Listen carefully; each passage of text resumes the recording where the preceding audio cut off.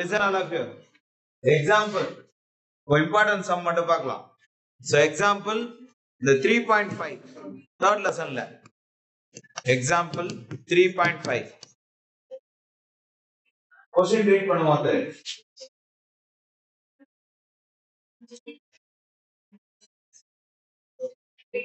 repulsive force working through magnetic force in air is 9 into 10 power minus 3.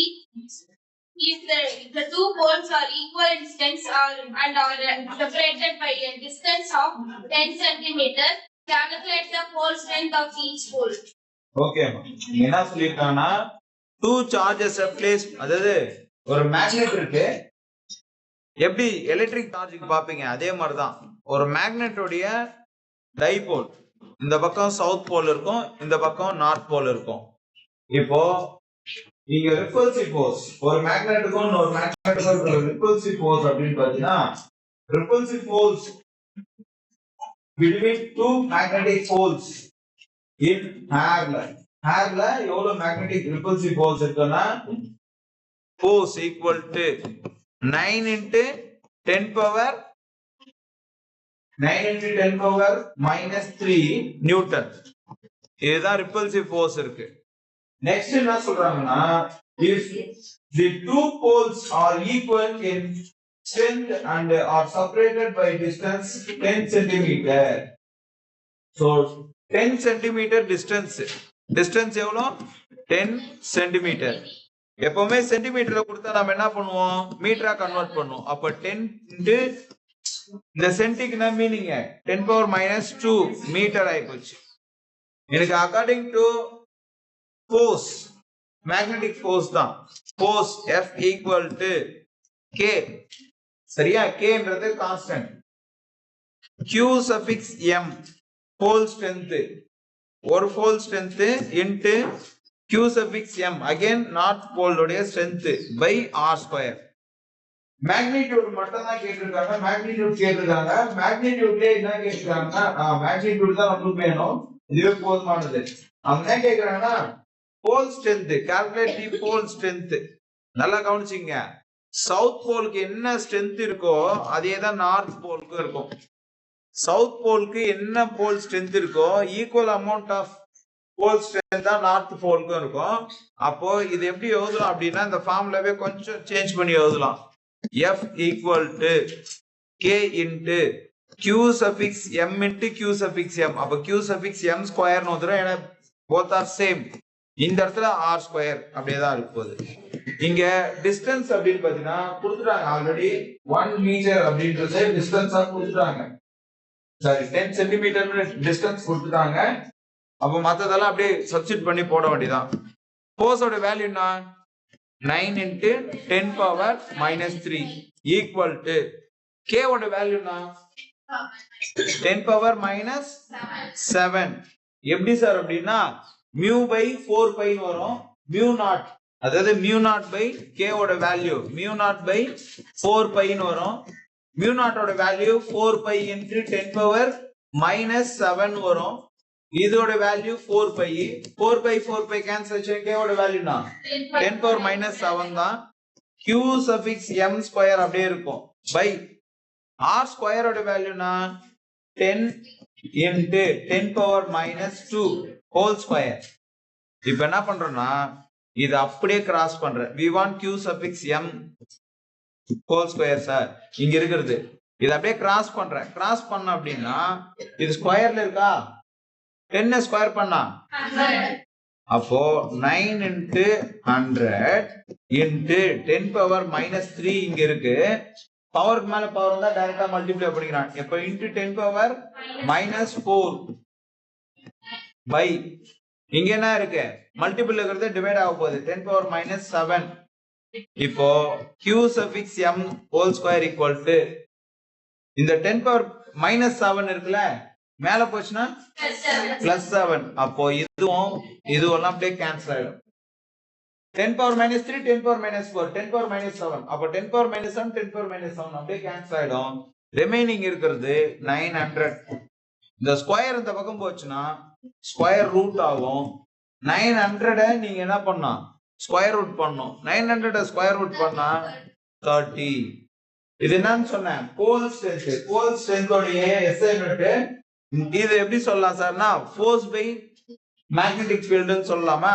அப்போ Newton per Tesla, Newton per Tesla இத மட்டும் போட்டா போதும். இது 3 மார்க்ல ஆல்ரெடி பப்ளிக்ல கேட்ட சம் தான். பப்ளிக்ல கேட்ட சம் தான். எக்ஸாம்பிள் 3.5. சரியா? நெக்ஸ்ட் ஒரு சம் பார்க்கலாம். எக்ஸாம்பிள் 3.10. இதே லெசன் தான். எக்ஸாம்பிள் 3.10 பார்க்கலாம்.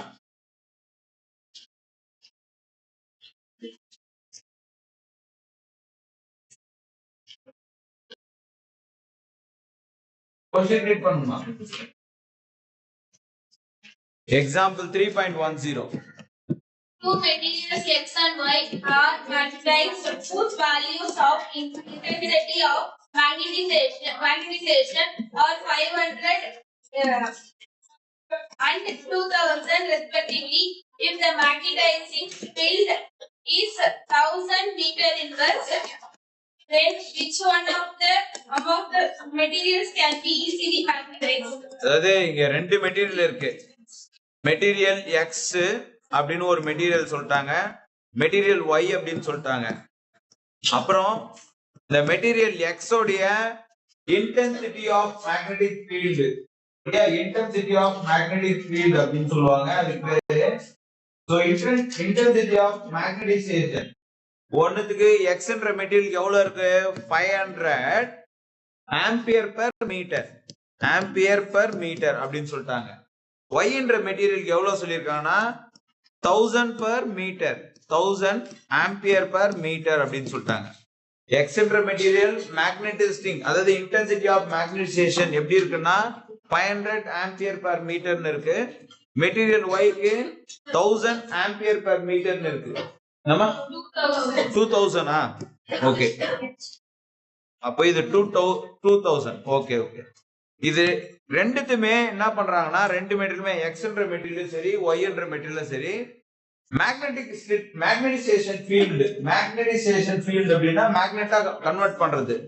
அந்த மேக்னெட்டிசேஷன் ஃபீல்டு அப்படின்றது H வெக்டர், அது எவ்வளவு இருக்கு? அதுதான் 1000. நான் மாத்தி எழுதிட்டு இருந்தேன் இங்க. சோ ஆம்பியர் பெர் மீட்டர் அப்படின்னு தான் இருக்கு. அதுவும் ஆம்பியர் பெர் மீட்டர் தான் இருக்கு. சரியா? இது இன்டென்சிட்டி ஆஃப் மேக்னெட்டிசேஷன். யார் யாரு? எம் வெக்டர்ன்றது இன்டென்சிட்டி ஆஃப் மேக்னெட்டிசேஷன் எக்ஸ் அப்படின்ற மெட்டீரியலுக்கும் ஒய் என்ற மெட்டீரியலுக்கும். இது ரெண்டுமே எங்க வைக்கிறாங்க அப்படின்னா மேக்னெட்டிசேஷன் ஃபீல்டு. சோ காந்தமாக்கும் புலம் சொல்லுவாங்க தமிழ்ல.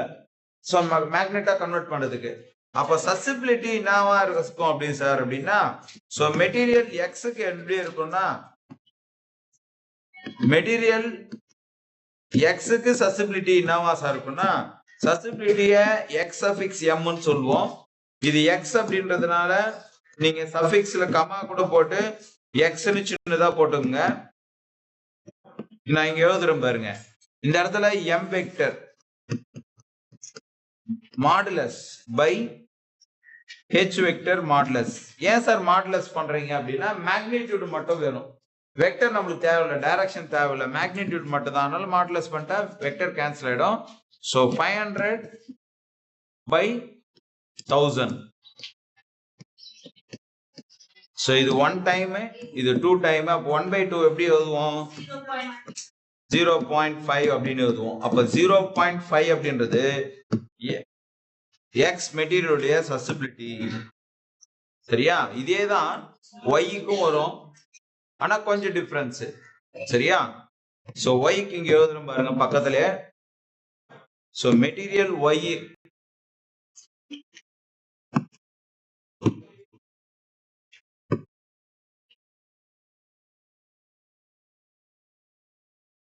இதே அப்படியே மாத்திக்கிறேன். மெட்டீரியல் ஒய்க்கு susceptibility X suffix M comma ஒய்ன்னு போட்டு இங்க M vector modulus by H vector modulus அப்படின்னு எழுதுறீங்க. எம் வெக்டரோட வேல்யூ அப்படின்னு பாத்தீங்கன்னா எவ்வளவு பாருங்க? M வெக்டரோட value 2000.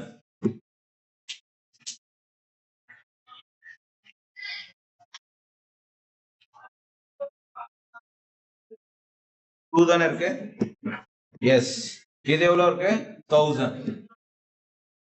சரி இது 1 டைம் இது 2 டைம் அப்ப x suffix m y equal to 2 so susceptibility எது சார் கிரேட்டரா இருக்குன்னா susceptibility of material y greater than x சரியா so easily magnetizer எதை கன்வெர்ட் பண்ணலாம்னா y என்ற மெட்டீரியல் இத ஸ்டேட்மெண்டா எழுதுறீங்க y என்ற மெட்டீரியலை ஈஸியா மேக்னெட்டா கன்வெர்ட் பண்ணிடலாம் பிகாஸ் இந்த y என்ற மெட்டீரியலுக்கு கிரேட்டர் சசபிலிட்டி இருக்கு ஞாபகம் வச்சுங்க நெக்ஸ்ட் பார்க்க போறது எக்ஸாம்பிள்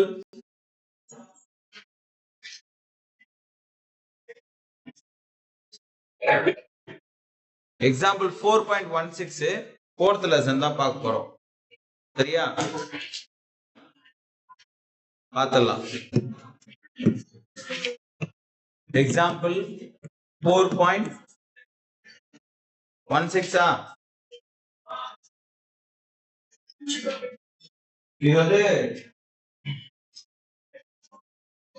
டிரான்ஸ்ஃபார்மரை பேஸ் பண்ண சொன்னோம் சரியா டிரான்ஸ்ஃபார்மரை பேஸ் பண்ண சொன்னோம் விஜயலட்சுமி क्वेश्चन ரீட் பண்ணுங்க An ideal transformer has 460 and 40,000 turns in the primary and secondary coils respectively. Find the voltage developed per turn of the secondary. If the transformer is connected to a 230 voltage AC remains. The secondary is given to a load of resistance 10 power 4 ohm. Calculate the power delivered to the load. சரி listen பண்ணீங்க உங்களுக்கு இத 2 mark கேட்டா ரெண்டா கேட்றுவாங்க split பண்ணி கேஸ்னு கேட்றுவாங்க இது பெரிய question தான் 3 மார்க் கொண்டாடுறதா 2 மார்க் கேட்டா ஸ்ப்ளிட் பண்ணி தான் கேட்பாங்க ideal transformer as 460 and 40,000 turns in the primary and the secondary coil respectively அப்படினு சொல்லிட்டாங்க அதாவது நம்பர் ஆஃப் டர்ன்ஸ் ஃபர்ஸ்ட் கொடுத்துட்டாங்க givenல பிரைமரி இதும் செகண்டரி இதும் கொடுத்துட்டாங்க பிரைமரி எத்தனை டர்ன்ஸ் இருக்கு 460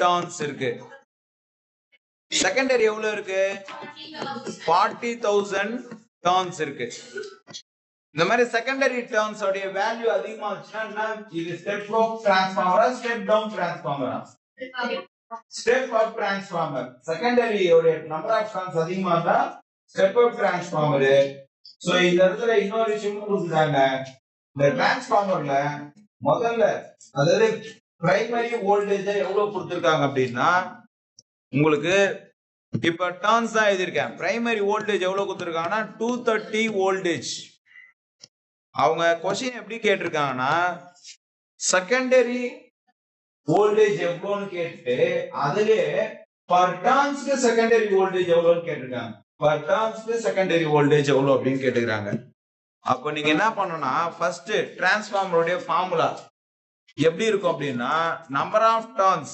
secondary by number of turns primary equal to voltage of secondary by voltage of primary இதுல இருந்து செகண்டரி வோல்டேஜை ஃபைண்ட் அவுட் பண்ணுவோம் செகண்டரி வோல்டேஜ் ஈக்குவல் டு இது அப்படியே கிராஸ் பண்ணீங்கன்னா number of turns secondary into voltage உடைய primary by number of turns உடைய primary secondary voltage எவ்வளவு சார் இருக்குன்னா இங்க நம்பர் ஆஃப் டர்ன்ஸ் செகண்டரி எவ்வளவு 40,000 இன்டு இனிஷியல் பிரைமரி எவ்வளவு 460 இல்ல 230 voltage by number of primary எவ்வளோ 460 ஞாபகம் வச்சுங்க இது ஒரு டைம் இது 2 டைம் இது 2 ஆல இத பண்ணனா எவ்வளோ 40,000ன்றது 20,000 ஆயிடும் அப்ப செகண்டரி வோல்டேஜ் எவ்வளவுமா 20,000 வோல்டேஜ் ஆனா இது क्वेश्चन இல்ல அவங்க என்ன கேட்டிருக்காங்கன்னா செகண்டரி வோல்டேஜ் ஃபார் டர்ன்ஸ்க்கு சரியா secondary voltage per turns per டர்ன்ஸ்க்கு செகண்டரி வோல்டேஜ் எவ்வளவு இருக்கு சார் அப்படின்னா ரொம்ப சிம்பிள் தான். செகண்டரி வோல்டேஜ் எப்படி இருக்கு சார் அப்படின்னா இங்க பாருங்க, நம்பர் ஆஃப் டர்ன்ஸ் அத பார்க்கணும். இங்க வோல்டேஜ் இருக்கா? இருக்கு sir. V suffix s. Number of turns எப்படி சொல்லுவோம்? n suffix s. V suffix s ஓட வேல்யூனா 20,000 sir. By number of turns எவ்வளோ? 40,000 சார். அப்போ இது ஒரு டைம், இது 2 டைம், அப்ப 0.5 வோல்டேஜ் தான் number of turns per secondary voltage. Secondary வோல்டேஜ்ல உங்களுக்கு பர் டர்ன்ஸ்க்கு எவ்வளவு வோல்டேஜ் இருக்குன்னா 0.5 வோல்டேஜ் தான் இருக்கு. சரியா? சரி, இத தவிர்த்து 4th லெசன்ல நியூமெரிக்கல் ப்ராப்ளத்துல 10th சம் பாருங்க. இது பப்ளிக்ல கேட்டுட்டாங்க. ரொம்ப சின்ன சம். சரியா? ரொம்ப ரொம்ப சின்ன சம். நியூமெரிக்கல் ப்ராப்ளத்துல 10th சம் பாருங்க. 10th சம் பாருங்க. யூனிட் 4ல 10th சம் நியூமெரிக்கல் ப்ராப்ளத்துல 10th sum. A coil of 200 turns carries a current of 4 ampere. So இங்க என்ன சொல்லிட்டானா, givenல கரண்ட் முதல்ல சொல்லிட்டாங்க 4 ஆம்பியர் இருக்கு. அது எவ்வளவுல கேரி ஆகுது அப்படின்னா நம்பர் ஆஃப் டர்ன்ஸ் எவ்வளவு சார் அப்படின்னா 200 டர்ன்ஸ். 200 டர்ன்ஸ்ல 4 ஆம்பியர் கரண்ட் கேரி ஆகுது. If the magnetic flux through the coil, so flux, magnetic flux உடைய வேல்யூ எவ்வளவு சார் அப்படின்னா 6 into 10 power minus 5 Weber. வெபர்ன்றது flux உடைய SI unit. Find the magnetic energy stored in the medium surrounding the coil. So இவங்க என்ன சொல்றாங்கன்னா find the energy. எனர்ஜியோட value தான் கேக்குறாங்க. சரியா? நீங்க 3 மார்க் படிச்சிருப்பீங்க. எனர்ஜி ஸ்டோர்ட் இன் இண்டக்டர்னு ஒரு क्वेश्चन படிச்சிருப்பீங்க. அப்படி படிச்சிருந்தீங்கன்னா U equal to 1/2 into U equal to 1/2 into L self inductance into I square. சரியா? I ன்றது கரண்ட். சரியா?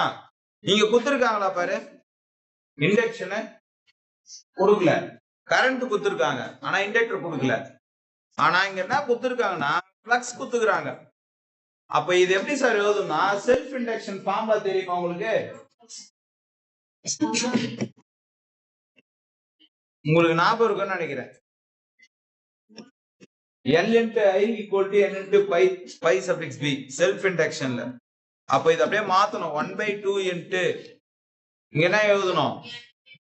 N into pi suffix b. இப்போ U equal to 1/2 number of turns எவ்வளோ? 200. pi suffix b எவ்வளோ? 6 into 10 power minus 5. So இதுதான் நீங்க mention பண்ண போறீங்க.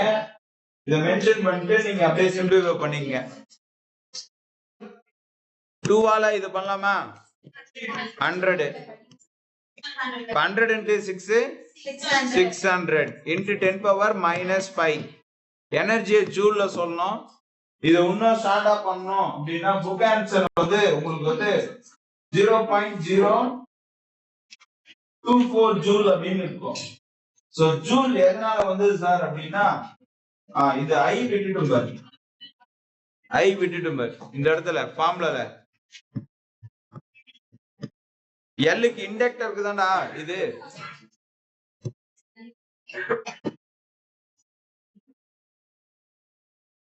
ஐ இங்க வரணும்.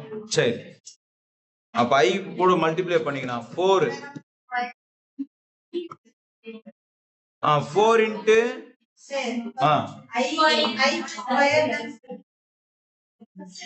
இல்ல, அதாவது இப்ப எல் இருவர ஒரே நிமிஷம் மாத்திர. இது எல் இன்ட்டு ஐ ஸ்கொயரா? ஒரே நிமிஷம். இது எல் இன்ட்டு ஐ ஸ்கொயர். இங்க ஒரு ஐ இருக்கும். இந்த ஐ ஸ்கொயருக்கு ஐ காலி. அப்படிதான் வரும். ஒரே நிமிஷம்.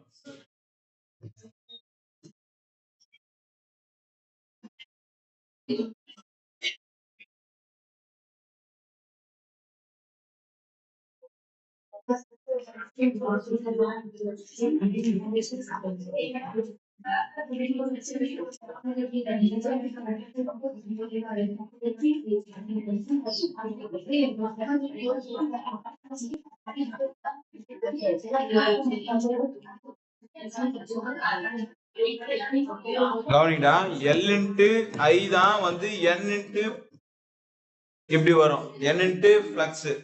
ஆக்சுவலா இங்க என்ன இருக்கு L இன்டு I ஸ்கொயர்னு இருக்கு. அப்போ இங்க I ஸ்கொயர் அப்படின்னா இங்க இல்லாததை நம்ம இங்க என்ன பண்ணிக்கணும் மல்டிப்ளை பண்ணிக்கணும். சரியா? இப்ப என்ன ஆயிடும் இந்த இடத்துல I ஸ்கொயர்னு நம்ம போடலாம். இங்க ஒரு I மல்டிப்ளை பண்ணா இங்க ஒரு I தான மல்டிப்ளை பண்ணோம். போத் சைடு தான பண்ணுவோம். அப்ப L இன்டு I ஸ்கொயர் பதிலா N into by suffix B into I ன்னு வரும். அந்த I தான் இங்க போட்டிருக்கேன். I யோட வேல்யூ 4. இந்த இடத்துல மல்டிப்ளை பண்ணீங்க 600 into 4 into 10 power minus 5. இது என்ன ஆகும் 24 2400 வரும். இது 10 power minus 5. இதை சிம்பிளிஃபை பண்ணா 1 2 3 4. அப்போ U equal to 0.024. இங்க என்ன வரணும் ஜூல். இது எப்படி பண்ணணும் தெரியுதா? பாயிண்ட் 1 2 3 4 5 ஒரு 0 வரும். அப்புறம் பாயிண்ட் வைப்போம். சரியா? 5 டிஜிட். சோ இது ஒரு இம்பார்ட்டன்ட் சம். இந்த 4 சம் இப்போதைக்கு பாருங்க, பார்த்துட்டு சொல்லுங்க. நம்ம 8th லெசன்ல ஒரு சம் பார்த்தலாம். யூனிட் 8 அதுல ஃபர்ஸ்ட் சம் பாருங்க. क्वेश्चन ரீட் பண்ணோம் வித்யாலட்சுமி. ஃபர்ஸ்ட் சம் நியூமெரிக்கல் ப்ராப்ளம்ல சொல்லுங்க. ஃபர்ஸ்ட் சம் சொல்றேன்.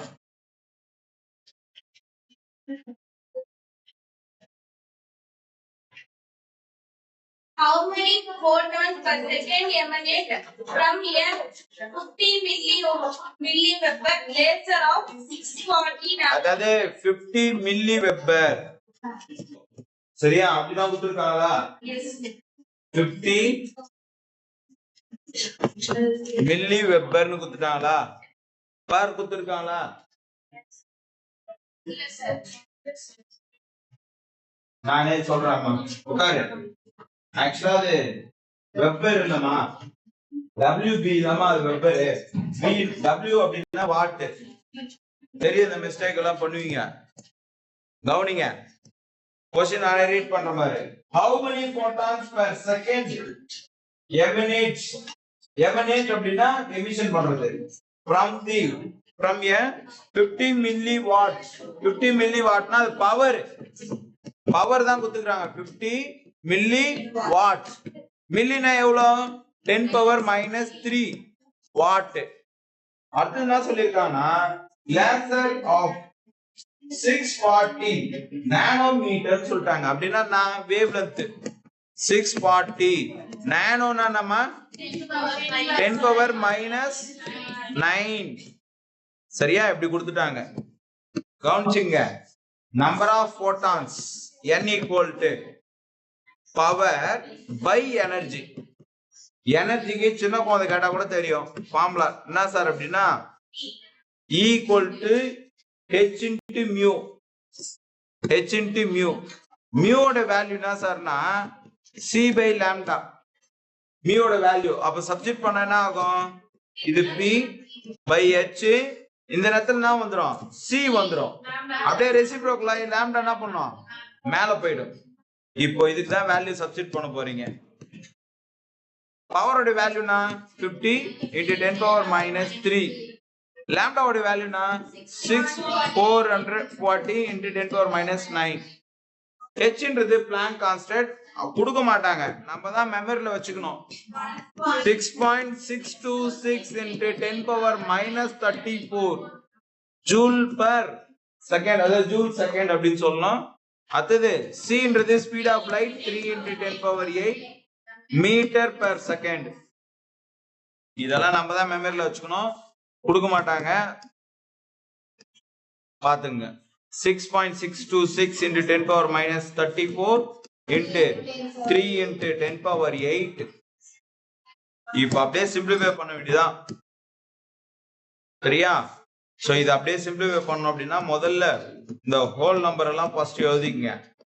டெசிமல் ஹோல் நம்பர் ஃபர்ஸ்ட் எழுதிக்கங்க. அது 10 பவர்ல இருக்கிறது அப்புறம் சால்வ் பண்ணிக்கலாம். இந்த இடத்துல 10 பவர் -12 ஆயிடும் நியூமரேட்டர்ல. டினாமினேட்டர்ல -34ல +8 போச்சு அப்படின்னா ரிமைனிங் எவ்வளவு இருக்கும்? 10 பவர் -26 இருக்கும். இந்த 10 பவர் -26 மேல போச்சு அப்படின்னா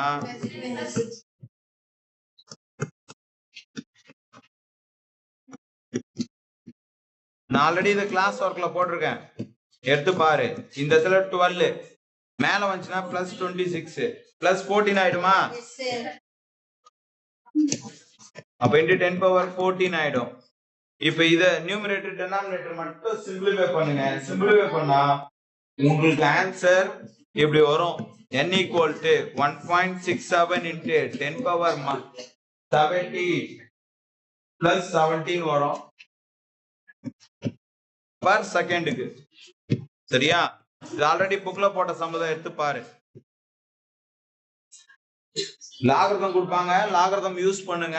இந்த மல்டிப்ளிகேஷனுக்கு டிவைடுக்கெல்லாம் லாகரிதம் யூஸ் பண்ணுங்க. நீங்க கெமிஸ்ட்ரி லாகரிதம் யூஸ் பண்ணதுனால நீங்க லாகரிதம் நல்லா பிராக்டிஸ் பண்ணீங்க. சரியா?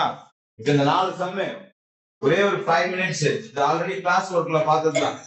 5 மினிட்ஸ்ல பார்த்துட்டு சொல்லுங்க. நீங்க அப்படியே எழுத போனீங்க.